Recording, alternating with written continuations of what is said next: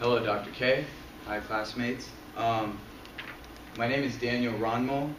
We are Staples. They have a company called Staples Foundation for Learning, and they also have a campaign called the Teach, Train, and Inspire. So we're going to go ahead and partner with that and have our own program called Education Peak. And we'll explain that to you a little bit later on as the presentation goes. So here's a brief agenda. We're going to tell you about the problem, how it affects society, what we as a group plan to achieve with our program, measuring our progress along with the financial aspect, and also last, our reasons for why the Chamber of Commerce should provide us the money. I'm going to go ahead and pass it off to my associate. Okay. Hi, my name is Jianming Rao. Our social cause is one to address the poor performance of elementary students in DSID and their declining interest in education. There's about 1,200 students school identified as low performance by Texas Education Engine in 2014, and 71 are part of DSID. The low performance school are those with poor test score and unacceptable ranking under the state public education grant program. And there's more than 736,000 kids attend to these 71 schools. Every year, the percentage of the students at this school who manage to pass the STAR examination keep declining. It is already below 50%. So it's the urgent to do something to bring this number up, because less students in DSID are graduating from the high school and attending to the college. And if the issue remaining unsolved, we can expect the economic of the dollars to be severely impacted in a negative way as well as its crime rate. Now I'm going to pass to you. Good afternoon, Chamber of Commerce. I will talk about the program we plan to implement at Lee Sean Elementary School. So basically, from all the elementary schools in DISD, McShawn Elementary School is the one that has the lowest scores in the STARS.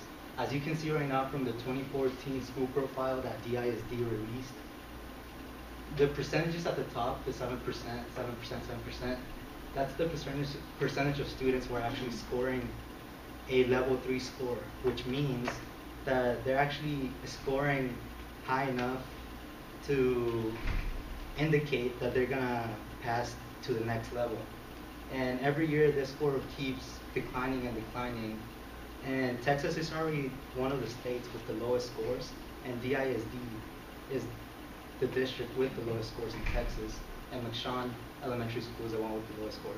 So we want to start a tutoring program in this elementary school to help kids in the 3rd grade, 4th, and 5th grades to actually start doing their homework more, because that's what we have seen that is the problem, that they are not doing their homework. Basically, these kids, they come from broken families where they go home to an empty house. There's no parents there to receive them, to tell them to do their homework, to encourage them to do good in school.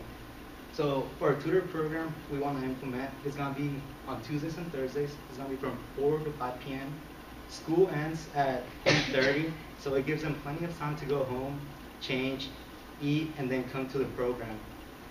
So the program will last throughout the school year, every Tuesday and Thursdays every week, and it's going to be open to students in the 3rd through 5th grade, which are the students that are taking the STAR exam. We're not going to force any of the students to participate. It's actually going to be them. They're going to be the ones that volunteer themselves.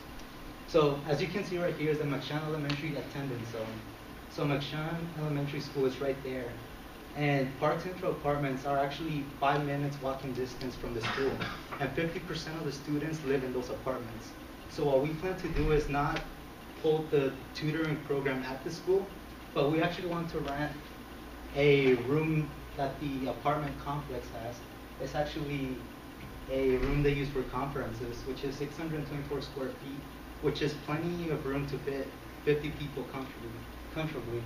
And departments have agreed to rent this space out to us so we can hold this tutoring sessions. It will make it easier because, as I said before, 50% of the students that go to that elementary school live in those apartments. So it'll be easy for them to go from their apartments to the tutoring program. So the tutors, how are we going to get the tutors? What we want to do is we actually want to get the tutors from UTD and from the Rotary Club Park Cities Club, which is a club founded that wants to do things to help students everywhere, from elementary to high school. The volunteers, most of them will come from UTD, from clubs like UTD HOSA, Rotaract, and Helping Hands. These clubs that are UTD HOSA has 300 members right now, and they require all of their members to have certain hours of community service every semester. So that's where our volunteers are going to come from. As a tutor, what they're going to do is they're going to assist students doing their homework, the challenges they have. Most of the students aren't doing their homework as of now.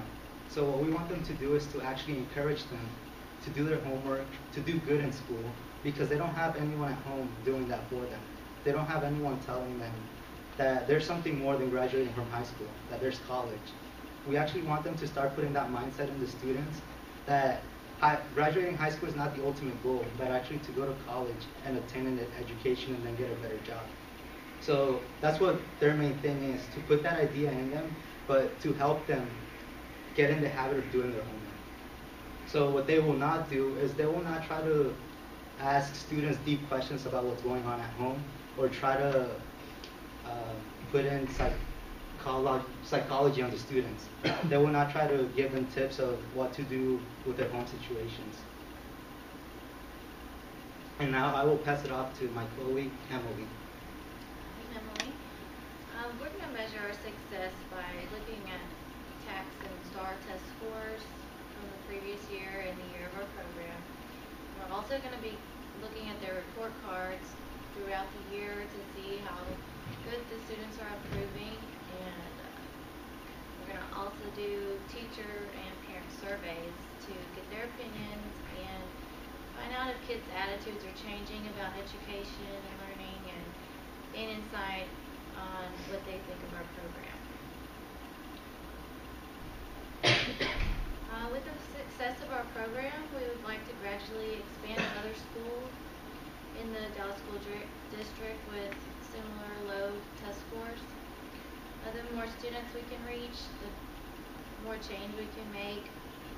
If we can intervene at an early age and get them caught up in school, then it's more likely that they can stay focused and on the right track, and give them the tools that they need to study and know what opportunities are available to them. And this can lead to higher graduation rates and lower crime rates. Okay, our projected budget consists of the clubhouse rent, $6,000 annually. Snacks and supplies will be provided at each meeting, and that'll be $9,600, and background checks $800. Annually, this should be no more than $16,400, so we are providing half of that, and we're asking the chamber for $8,200 to get our project started. Basically, the way I'm going to end it off is we have two options here. Either the chamber will provide us the money, or they won't. So I made a little list of what would happen in each situation. If the chamber doesn't provide us the money, it's actually very urgent to take precautionary actions right now. We need to increase the number of students completing school. Not just completing school, but attending school itself is a big part.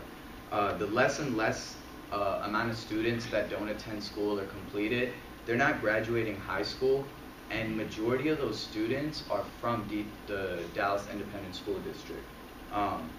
So like I said, if we aren't able to implement this program, then the result is going to be less students pursuing college, and if the issue is unsolved, then there will be a negative impact on the Dallas economy, which will cause the crime rate to increase.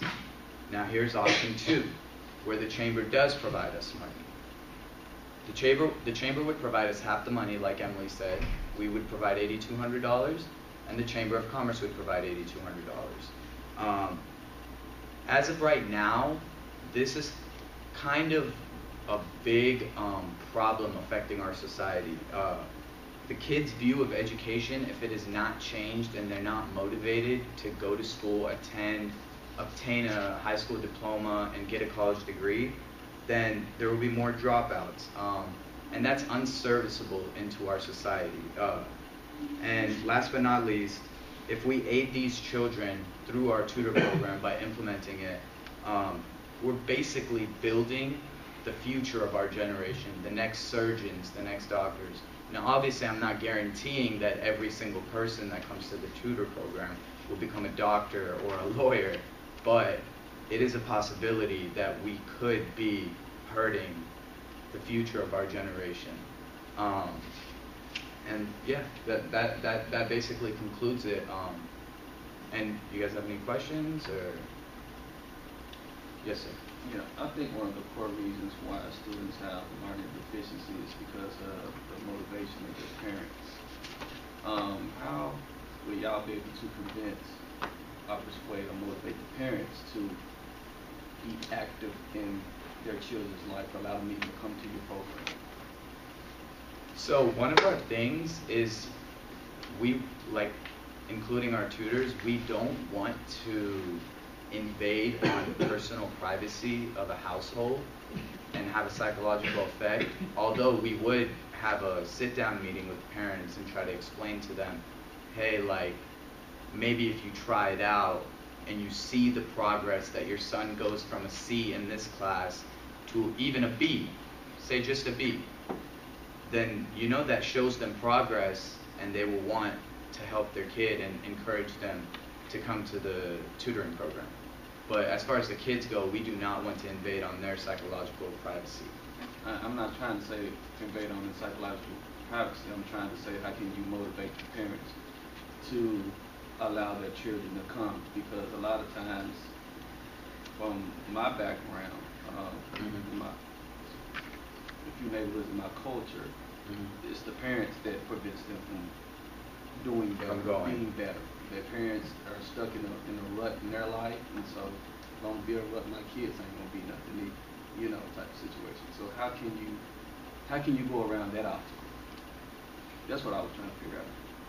Well, see, the thing is that most of these parents, they're not really around, because most of these kids only have single parent homes. So the parents that do live with them, they're usually working 2 jobs, or they're not usually around to help them with the homework. So what we're giving them is an alternative to actually give us a chance to help their kids with the homework, what they can't do because they have to be working. And I mean, for most of them, that sounds like a pretty good idea. They can't do it, but they'll let their kids go get that help that they need because they know that they do need it. And as he said, as soon as the grades start going up, they'll start encouraging their siblings, their friends, to keep going to those tutoring programs. I like to think of it more as like an opportunity. For example, I was born in Pakistan, and I didn't really have much, didn't have that motivation to go to school. And when I moved here, my brother, my sister, my family encouraged me to do better in school. And I know these kids don't have that, but it's like an alternative. Like, oh, hey, my parents weren't able to go to high school and college and finish. I want to be the next generation of my family and make my family name by graduating high school and going to college. So it's kind of like an alternative, like Erwin said. Like, if you're having problems at home, it's a way to get away. It's a way to get your grades up and better yourself as a person. Okay, thank you. Yeah. Anybody? Or are we out of time? Or any other questions? I have a question. Is it okay if we take more questions? You got 30 seconds. Okay. What's up? How much was the background cost again? 800, I believe. All right, thanks. How is this going to benefit the small businesses that? What was that, Sid? How is this going to benefit the small businesses that make up the Dallas Chamber of Commerce? Like I said, it's building the future generation. So if more kids are willing to attend college and get that education